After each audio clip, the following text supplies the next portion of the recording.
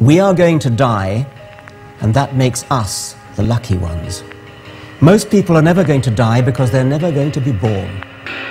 The potential people who could have been here in my place, but who will in fact never see the light of day, outnumber the sand grains of Sahara. Certainly those unborn ghosts include greater poets than Keats, scientists greater than Newton. We know this because the set of possible people allowed by our DNA so massively outnumbers the set of actual people. In the teeth of these stupefying odds, it is you and I, in our ordinariness, that are here.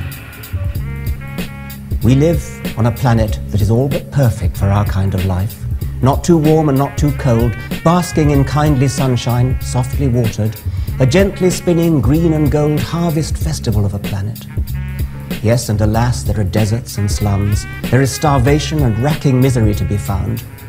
But take a look at the competition. Compared with most planets, this is paradise, and parts of Earth are still paradise by any standards. What are the odds that a planet picked at random will have these complaisant properties? Even the most optimistic calculation will put it at less than 1 in a million.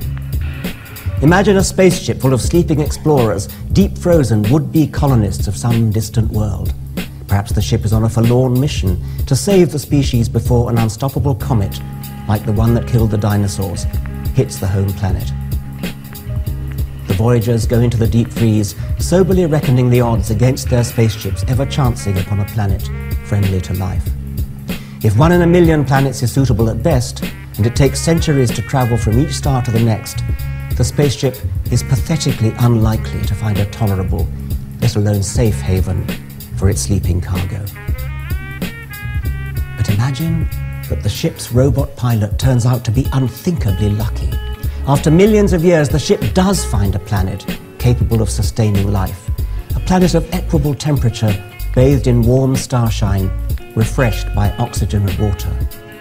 The passengers, Rip Van Winkles, wake stumbling into the light.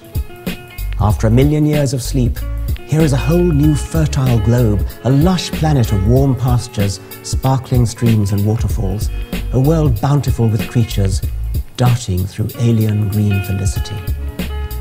Our travellers walk entranced, stupefied, unable to believe their unaccustomed senses or their luck. The story asks for too much luck. It would never happen. And yet, isn't it what has happened to each one of us?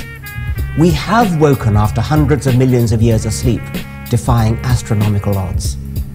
Admittedly, we didn't arrive by spaceship, we arrived by being born. And we didn't burst conscious into the world, but accumulated awareness gradually through babyhood.